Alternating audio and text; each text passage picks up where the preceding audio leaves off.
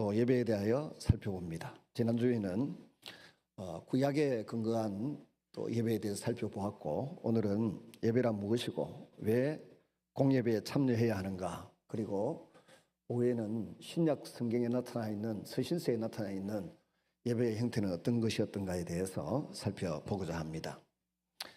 영어로 예배를 worship이라 그러죠. worship 할 때 그 단어 두 개가 합쳐져 있는데 하나는 가치 있는 십, 가치 있는 힘, 뭐 이런 것들이 되겠습니다.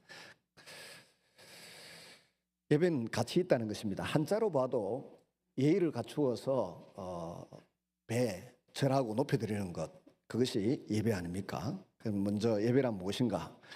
예배는 하나님께서 베푸신 구원의 은혜에 대한 감사와 찬양과 헌신에 대해서 응답하는 것입니다. 단순히 종교적 의식을 행하는 것이 아니라 살아계신 하나님을 만나고 그분께 영광을 돌리는 행위입니다. 예수님 말씀하셨습니다. 하나님은 영이시니 예배하는 자가 영과 진리로 예배할지니라 그랬습니다. 영이라는 말은 바람처럼 실체는 있는데 보이지 않는 것입니다. 우리가 바람이 보이지 않지 않습니까? 근데 바람 분다고 지금 이렇게도 하고 있고, 에어컨을 피하는 사람도 있고, 에어컨 밑으로 찾아 들어가는 사람도 있고, 체질에 따라 그렇습니다. 바람은 눈에 보이지 않는데 실체가 있어서 그 결과와 현상이 나타나듯, 하나님은 눈에 보이지 않지만 실체가 있어서 하나님이 살아계신 증거와 그 현상들을 우리에게 다 보여주고 계십니다. 이 영이신 하나님을 예배할 때 우리 성도들은 영과 진리로 예배해야 한다. 예배의 본질을 가장 잘 보여주고 있는 말씀입니다. 여기서 영과 진리라고 하는 것은 사어가 되었습니다만은 그리스어, 헬라어로 보면 푸뉴마입니다. 이 푸뉴마라고 하는 것은 영이란 말이고 바람이란 말이고 호흡이란 말입니다. 푸뉴마. 이 영으로 예배한다 이 말은 단순히 감정적으로 뜨거운 상태, 요란한 상태를 의미하지 않습니다. 첫째는 성령의 역사 안에서 드리는 예배를 의미합니다. 하나님은 영이시므로 인간의 힘만으로는 참된 예배를 드릴 수가 없고, 성령 하나님께서 우리의 마음을 새롭게 하시고 하나님 앞에 나아가게 하십니다. 로마서 8장 26절 27절을 보시면 이와 같이 성령도 우리의 연약함을 도우시나니 우리가 마땅히 기도할 바를 알지 못하나 오직 성령이 말할 수 없는 탄식으로 우리를 위하여 친히 간구하시느니라. 마음을 살피시는 이가 성령의 생각을 아시나니 이는 성령이 하나님의 뜻대로 성도를 위하여 간구하심이니라. 성령님이 우리가 예수님을 나의 구주로 하나님으로 영접하는 순간 우리 안에 들어와 계십니다. 성령님 우리 안에 들어와 계셔서 우리의 모든 것을 아십니다. 우리의 감정을 아시고 생각을 아시고 희노애락을 다 아십니다. 우리의 표부와 심장을 아십니다. 선한 동기도 알고 나쁜 동기도 압니다. 그래서 저 하늘 높은 곳에 계신 하나님이 아니라 이미 내 안에 들어와 계신 성령 하나님을 염두에 두고 이 복장을 바르게 쓰고 깨끗하게 관리하고 유지하기 위해서 늘 기도하고 성경을 읽고 좋은 사람과 사귀고 찬양하고 예배하는 자리로 나아가게 되는 것입니다. 이 성령님이 우리 안에서 우리 행편을 아시니까 우리를 위하여 지금 뭐 하고 계시다고요? 하나님의 뜻대로 기도할 수 있도록 우리의 기도의 언어들을 주장하시고 이끌어 주신다는 것입니다. 기도의 문장을 또 만들어 주십니다. 여러분 20, 30대에 우리가 다 결혼을 합니다. 그럼 20대에 결혼할 때에, 저도 결혼을 일찍 한 편인데 보통 좀 배우자를 의지하거나 배우자를 이용해 먹으려고 하는 심산이 우리들에게는 많이 있습니다. 근데 이게 40을 지나고 50쯤 지나면 배우자가 서서히 친구처럼 여기기도 하고 나 때문에 고생한다, 불쌍히 여기기 시작합니다. 60대가 되니까 이게 너무너무 불쌍한 거예요. 서로가 서로를 바라봐도 아쉽고 불쌍하고 미안하고 그런 게 있어요. 그래서 우리가 그 배우자를 위해서 배려하는 행동을 합니다. 조금씩. 못 알아줄 때도 있지만 그래도 나름대로는 다 배려하는 행동을 합니다. 그 마음을 아니까 어떤 생각을 가지고 어디를 아파하고 어디를 힘들어하고 어디를 자랑스러워하고 뭘 싫어하고 뭘 좋아하는지 이제는 대충 알지 않습니까? 그러면 우리가 배우자를 위해서 기도를 합니다. 저런 약점이 있고 저런 걸 좋아하고 저런 걸 싫어하는, 저건 하나님 싫어하실 것 같은데 저걸 왜 저런 말을 하고 저렇게 붙들고 있을까 위해서 기도합니다. 똑같습니다. 성령 하나님이 배우자보다 우리의 더 확실한 우리의 영 안에 거하시고 우리의 마음 안에 거하시면서 우리를 위하여 중보기도 하고 계시다는 것입니다. 이 성령 하나님의 인도와 다스림 가운데 하나님 앞에 기도하며 나아갈 때에 하나님께서 우리의 기도를 들으신다는 겁니다. 사실 본질적으로 우리는 하나님의 뜻대로 기도할 만한 능력이 없어요. 하나님이 뭘 좋아하고 뭘 싫어하는지를 잘 모른다는 겁니다. 그런데 사도 바울은 로마서 8장 26절 27절에서 말하기를 기도 제목 하나도 제대로 잡을 줄 모르는 우리에게 성령님께서 우리의 입으로, 우리의 머리로, 우리의 마음으로 기도가 제대로 되도록 도와주신다는 것입니다. 그래서 기도를 잘하고 하나님께 응답을 받고 또 사람들이 영적으로 감흥이 되고 은혜를 받을 때 보면 내 안에 계신 성령님이 기도에 문장을 주시고 제목을 주시고 언어를 주실 때에 하늘에서 기뻐하시고 성도들도 영적으로 감동을 받아서 함께 한 성령님이 우리 안에 계시니까 아멘이 나오게 되는 것입니다. 이 성령님을 의지하고 도움을 청하십시오. 오늘도 보니까 콜록콜록 하시는 분, 마스크 쓰신 분들이 계신데 저는 어려서부터 감기를 몸에 달고 살았습니다. 그래서 삐뚤어져 있고 힘든 부분이 너무 많았고요. 옛날에는 병원이 없어가지고 맨 소재지에 약국이 하나 있었습니다. 그 약국에 약사님이 저 하면 다 아는 겁니다. 남장군 손자 또 아파서 왔구나, 또 약 적. 하여튼 소문난 감기를 몸에 달고 살았습니다.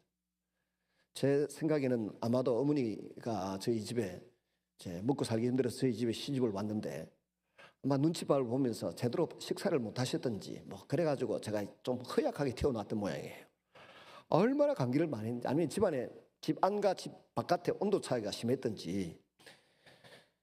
근데 세월이 지나면서 제가 선한 열매교회 전신 성막교회 상가에 왔습니다. 상가에 왔는데 한 35명 되는 상가에 모여서 예배를 드리면서 늘 감기가 걸리면 포카리 스웨트하고 비코미시 5알 이상 먹으면 나으니까 그 포카리 스웨트하고 비코미시 먹으라고 그 군의관들 의사 선생님들한테 물어보니까 그게 링거하고 비타민 주사 맞는 거와 똑같더라. 이걸 많이 제가 전파를 했어요. 그래서 운동하고 테니스 치는 친구들이 저를 보고 별명을 붙였어요. 뭐라고 붙였는지 아십니까? 포카리 스웨트 교주. 지금도 그 말을 하는 사람들이 있습니다. 요새는 보니까 약 먹으러 가자 하면서 포카리 스웨트를 자꾸 마시고 있더라고, 친구들이. 근데 어느 날 성령 하나님의 능력이 제게 임했어요. 그 이후부터 포카리 스웨트고 비콤시고 이런 거 상관없이 그냥 제가 여러분에게 지금 장착시키려고 지금 마스크 쓰고 있고 콜록콜록 하잖아요. 스스로 말을 하든 말을 하지 않아도 좋습니다. 내가 예수 그리스도 이름으로 명한다. 내 안에 있는 감기 바이러스는 사라져라. 면역세포는 힘을 얻어라. 암 환자들 특별히 마찬가지입니다.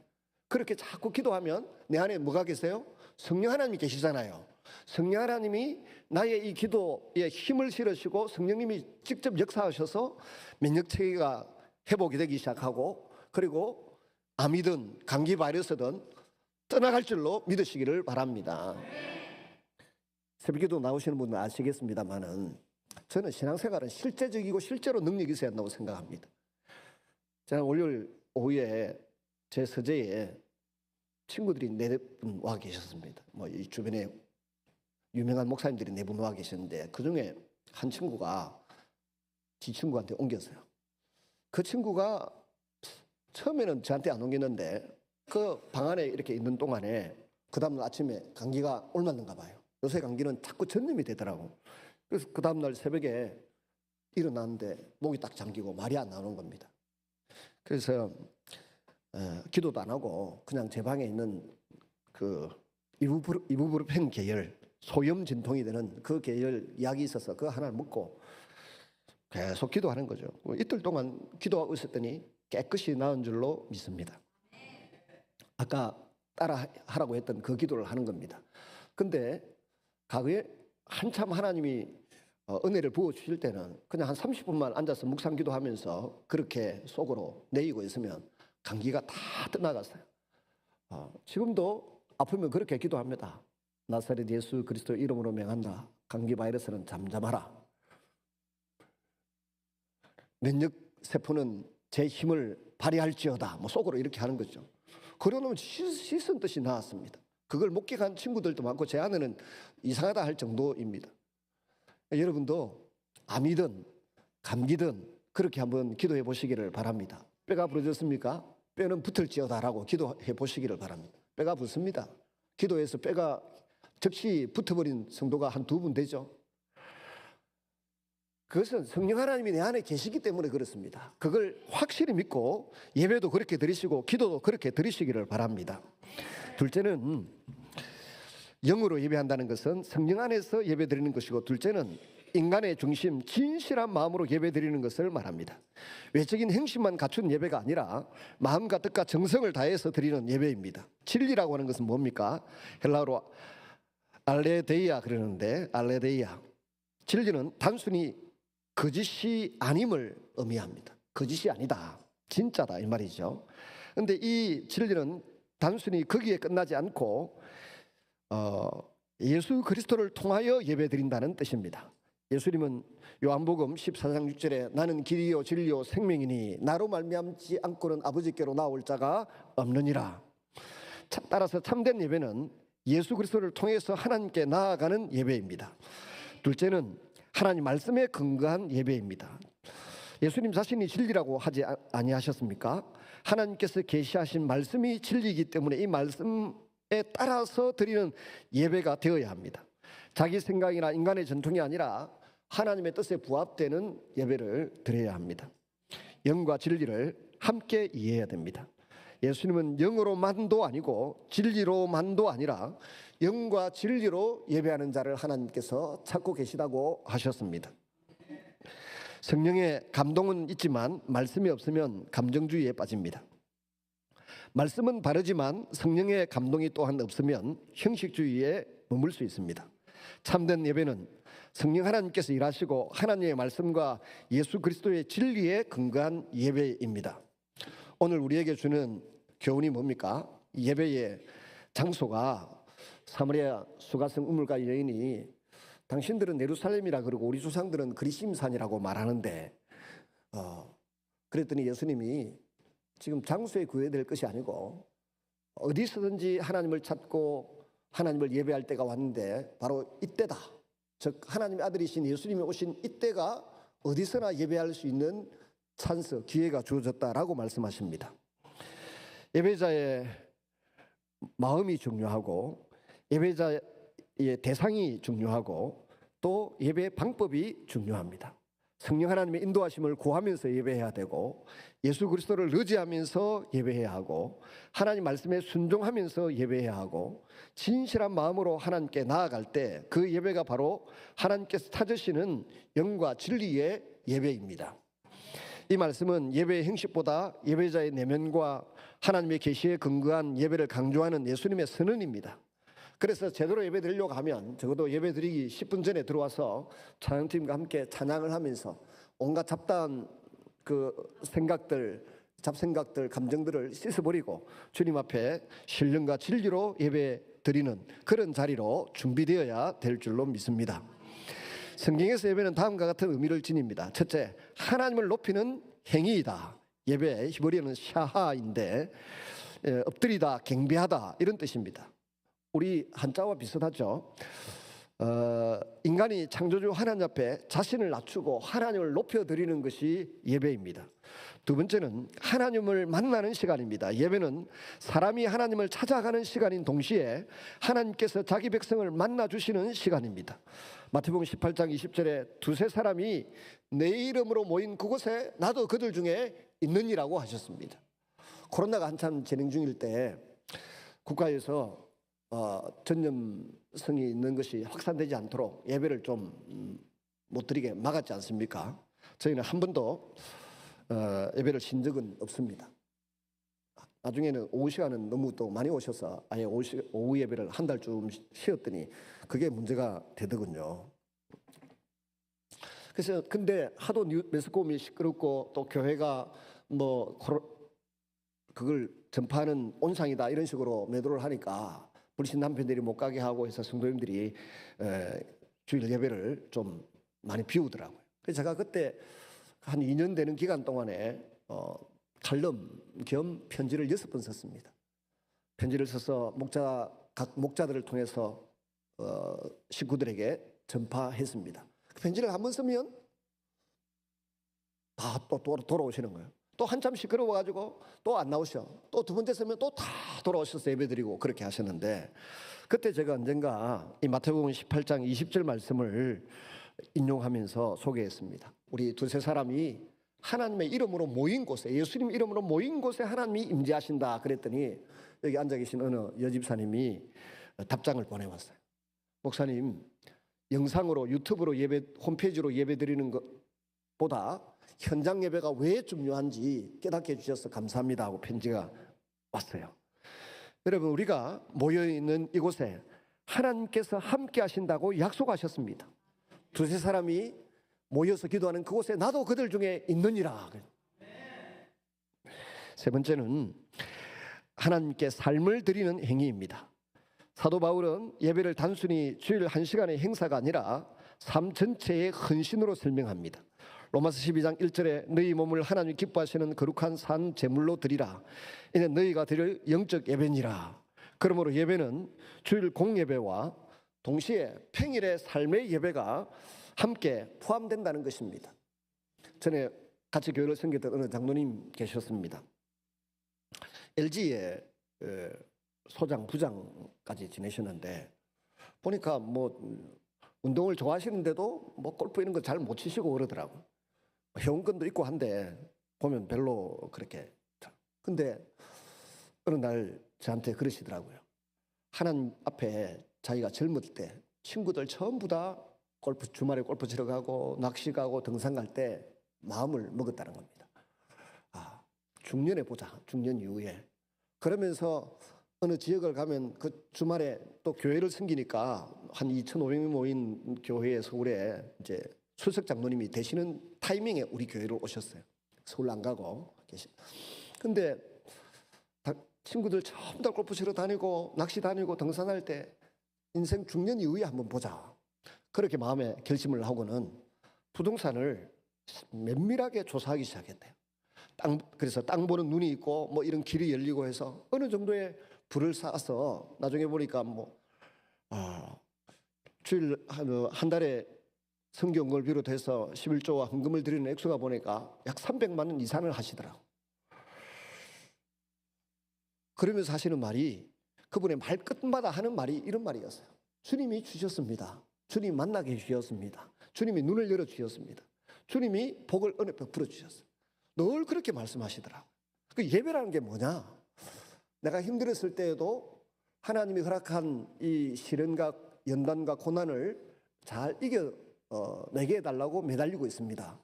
한때는 우리 교회를 떠나고 난 이후에 어느 날 결혼회식장에서 참 멀리 이사를 가셔서 이제 떠나셨는데 결혼회식장에서 만났는데 목사님 죽을 뻔했습니다. 왜요? 그랬더니 하여튼 KBS 9시 뉴스에 나오고 부장급 검사, 판사 출신 변호사만 8명인가 7명인가를 사서 대처를 하는데도 해결이 안 되고 너무 힘들어서 밤마다 집에서 벽을 붙잡고 아버지 살려주십시오. 잘못했습니다. 살려주십시오. 빌고 울고 그랬대요. 그래서 결국은 모든 것이 무마되고 정리가 되어서 지금도 사업을 잘 펼쳐가고 계시는데요. 실패했을 때는 벽을 붙들고서 울며 기도했대요. 밤새도록. 집에서.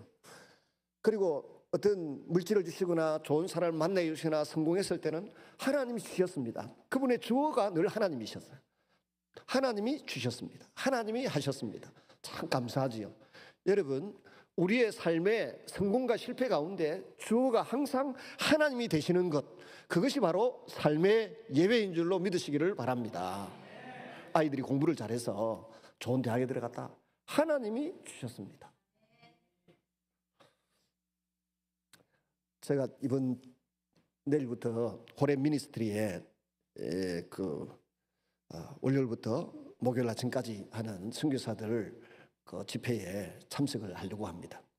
그게 작년에 저를 보고 와달라고 한 목사님이 이현근 목사님이라고 안양에 있는 교회인데 그분이 소련에 러시아에 소련 시절에 갔어요. 그 선교사가 돼 계시다가 이제 돌아오셔서 이제 개척한 교회에 학사가 있었습니다.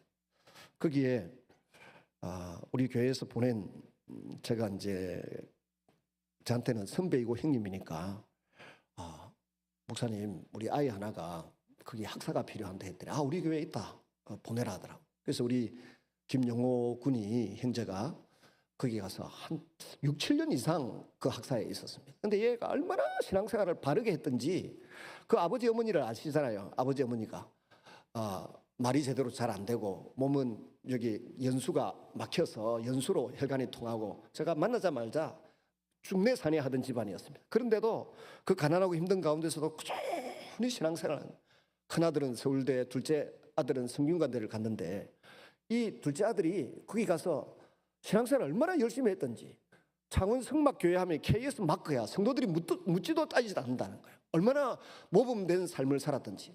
얘가 그 학교 대학 졸업하고 난 뒤에 SK 하이닉스에 들어갔어요. 지금까지 SK 하이닉스. 가난하고 힘들고 어려운 삶을 살았는데 아버지 어머니가 불편하고 힘든 가운데서도 교회 생활을 성실하게 했어요. 약점이 없는 사람 어디 있습니까? 성실하게 했어요. 그래서 우리 막내도 거기에 몇 개월을 있었는지 모르겠습니다. 학사에 보냈더니 잘 있다가 미국에 가고 이랬는데 그분이 선교사 대회에 와달라는 거예요.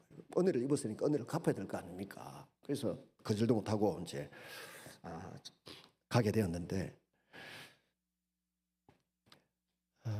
그 아이의 삶을 이리 봐도 그 영호란지 지금은 자기 아들이 다니던 등천교회 부모님들이 출석하고 있는 줄 알고 있는데 그 등천교회는 우리 교회에서 자라난 아이들이 서울 간 애들이 그거 다 모여 있어요. 지금 전부 다 우리 며느리도 아들도 다 그거 다 모여 있습니다.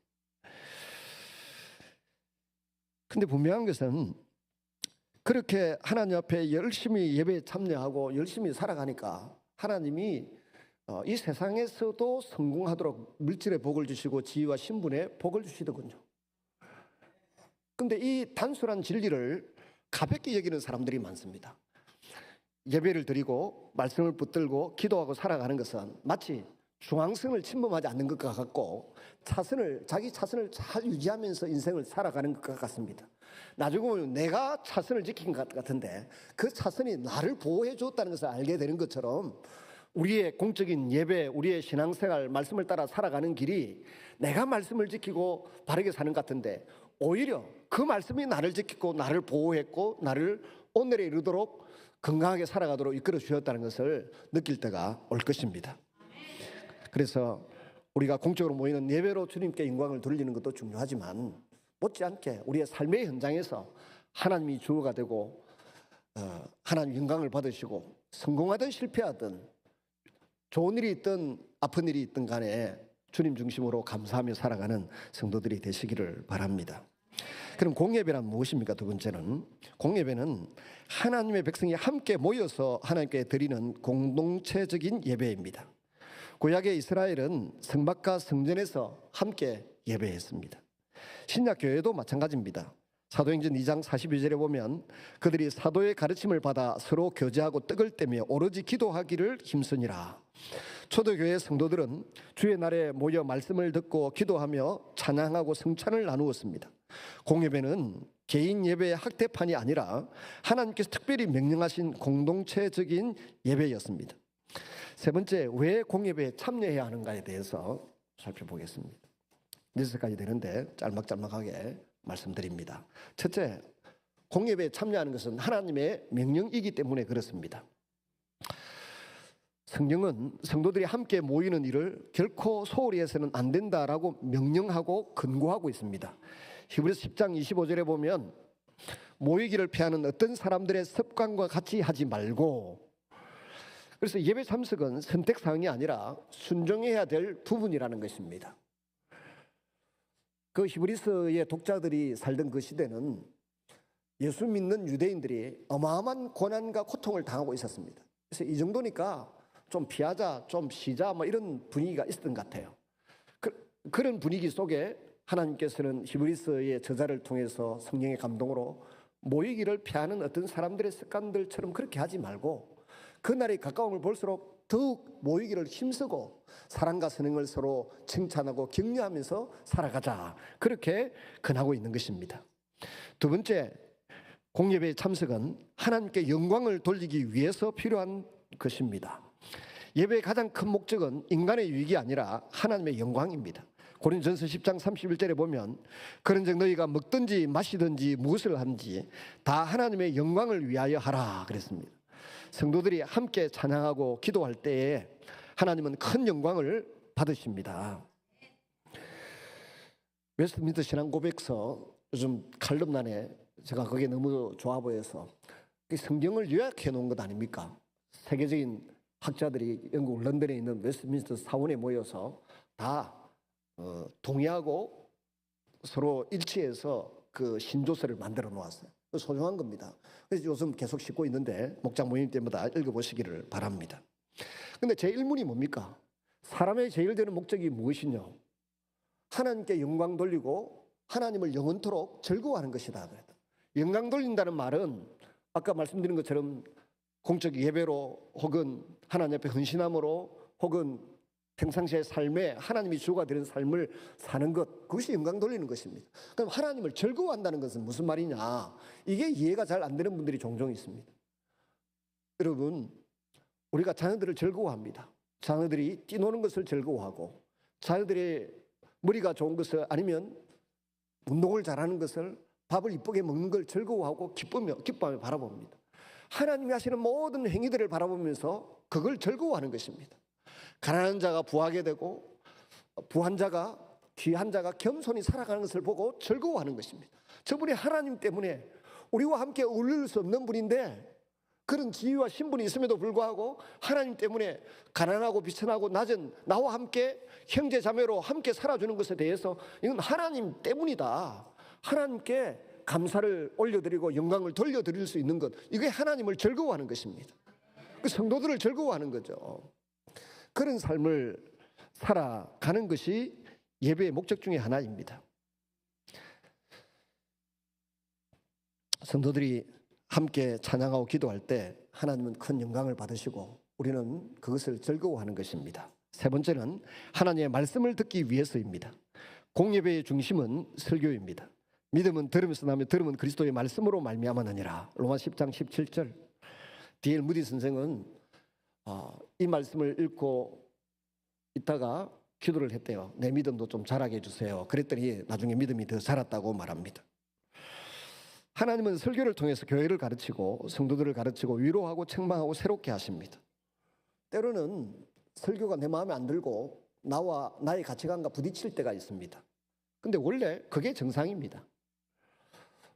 디모데후서 3장 16절 17절을 보시면 모든 성경은 하나님의 감동으로 된 것으로 교훈과 책망과 바르게 함과 의로 교육하기에 유익하니, 책망한다는 것은 설교에 성경 말씀을 가르치는 것 자체가 내게 책망이 될 수도 있고, 바르게 한다는 것은 내가 비뚤어진 생각을 가지고 있고 잘못된 그 편견이 있을 수 있고 썬뿌리가 있을 수 있는데 설교를 통해서 그걸 바로잡아 간다는 것입니다.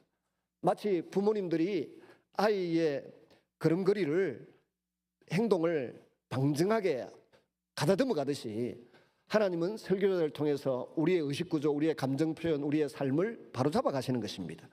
누가 바로잡으려고 하면 불편합니다. 듣기에 마음이 불편하고, 그래서 말씀을 듣다가 불편하거나 좀 힘들거나 고통스러우면 그걸 진지하게 묵상하고 기도하고 성경을 찾아보고 그러면서 나 자신을 바르게 세워갈 때 주님의 은혜가 더 크게 임하고 내가 예수 닮는 사람으로 성숙하게 변화될 줄로 믿습니다. 네 번째는 성도의 교제를 위해서입니다. 신앙은 혼자 유지하기가 어렵습니다. 아내가 붙잡아주고 남편이 붙잡아줘야 되고 때로는 자녀들이 힘을 주기도 합니다. 숯불도 하나를 끄집어 내어 놓으면 금방 식어버립니다. 근데 숯불 나무 숯을 네댓 개 모아 놓으면 잘 안 꺼집니다. 그런 것처럼 성도들도 취향이 맞거나 아니면 좀 취향이 달라도 같이 모여서 하나님의 은혜를 구하고 교제하다 보면 믿음의 불이 활활 타오르게 되어 있습니다. 성도는 함께 예배하고 함께 교제하고 믿음을 지켜갑니다. 그래서 히브리서 10장 24절에 서로 돌아보아 사랑과 선행을 격려하며, 간정이 있다는 것이죠. 누가 간정하면 또 자라간다, 피자 한 판 사라, 넘속도 모르고 뭐 치킨 한 마리 시켜라, 뭐 이런 사람들도 있잖아요. 그렇든 저렇든 서로 간정을 나누면서 격려해가는 것이 도움이 됩니다. 죄 안 짓고 사는 사람 어디 있습니까? 다 죄를 짓습니다. 근데 안 들키면 좋은데 가끔은 들키잖아요. 들키면 난 그런 죄를 지은데 어쩌겠노, 용서해 주세요 하고 약간 얼굴이 뻔뻔해야 돼. 다섯 번째는 은혜와 능력을 공급받기 위해서입니다. 하나님은 공예배 가운데 특별한 은혜를 주십니다. 찬양 중에, 기도 중에, 말씀을 듣는 중에 성령 하나님이 일하십니다. 많은 성도들이 인생의 방향을 찾고 상처를 치유받고 믿음을 회복하는 장소가 바로 예배당이고 예배 시간입니다. 마지막 여섯 번째는 교회의 지체로서 책임을 다하기 위해서입니다. 교회는 그리스도의 몸입니다. 고린도전서 12장 27절에 보시면 너희는 그리스도의 몸이요 지체의 각 부분이라. 한 지체가 빠지면 몸 전체가 영향을 받습니다. 공예배 참석은 하나님을 향한 의무이면서 교회를 향한 책임이기도 합니다. 이 예배를 통하여 우리가 하나님께 좋은 점수를 받을 수 있다라고 했지 않습니까? 하나님 앞에 나의 인격과 내 삶을 드리면서 하나님에게 합격 점수를 받으면 하나님이 좀 더 맡겨볼까? 일을 좀 더 시켜볼까? 뭐 그렇게 생각을 하시고 더 맡겨주시기도 하고 더 물질이나 지위나 신분을 더 맡겨주시는 은혜가 있는 것입니다. 근데 사람은 약해서 맡겨주시면 다 지 잘나서 얻게 된 것인 줄 알고 지위를 맡은 줄로 압니다. 한경기 목사님, 박조준 목사님 이 두 분이 하시는 말씀이 있습니다. 서울의 영락교회가 얼마나 유수한 인재들이 많이 모여 있었습니까? 아이고 장관 되게 해달라고 기도하고 국회의원 되게 해달라고 죽으라고 기도해서 만들어 놨더니 그때부터 예배도 안 나오고, 그래서 절대 기도 안 하신대. 장관 되게 해달라, 뭐 청문회 통과하게 해달라, 국회의원 되게 해달라, 절대 기도를 안 하신다. 맡겨주면 더 잘해야 되는데 맡겨주면 그때부터 배은망덕하다는 거지. 목회자에게 배은망덕한 것이 아니고 기도한 성도들과 하나님 앞에 배은망덕하다는 겁니다. 그래서 장관, 국회의원 되게 해달라고 기도도 안 하고 몇 명이 자랑도 안 하고 그냥 똑같은 성도 중에 하나로 취급하게 되었다고 고백을 하십니다.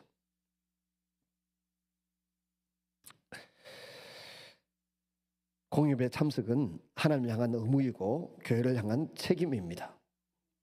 그래야만 약간 잘못된 길로 벗어나도 빨리 제자리로 돌아오는데, 그 참석을 게을리하다 보면 자기가 뭘 잘못하고 있고 어디까지 잘못되어 가고 있는지를 깨닫지도 못하는 가운데 어느 시점에 정신을 차려보니까 폭삭 망가져 있는 자신을 발견하게 되는 것입니다. 우리 모든 성도님들이 주님 앞에 있어야 할 자리를 지키고 해야 할 일을 잘 감당함으로 하나님께 영광을 돌리고 좋은 후한 점수를 하나님께 받아서 복된 삶을 누리시기를 바랍니다. 네 번째, 공예에 대한 잘못된 생각들이 있습니다. 온라인 예배하면 되지 않는가? 온라인 예배가 특별한 상황에서는 유익할 수 있습니다. 그러나 성경이 말하는 공예배는 함께 모이는 예배입니다. 성도 간의 교제, 공동기도, 성찬, 봉사 등은 현장 예배를 통해서 온전히 이루어집니다. 마음만 있으면 되지 않는가? 마음은 중요하지만 순종은 더 중요합니다. 실천하는 순종이 더 중요합니다.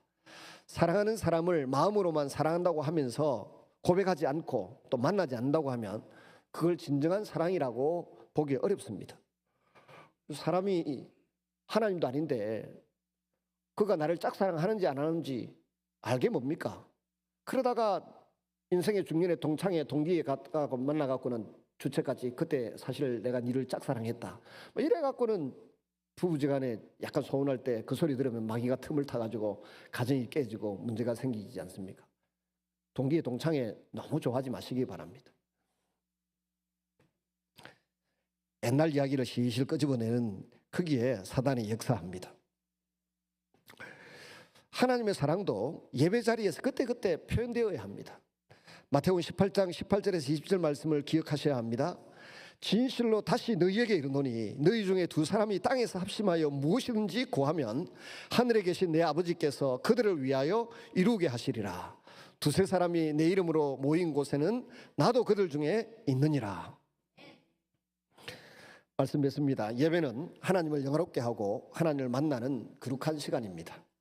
공예배는 하나님께서 친히 명령하신 은혜의 방편이고 성도를 성장시키고 교회를 세우는 하나님의 방식입니다.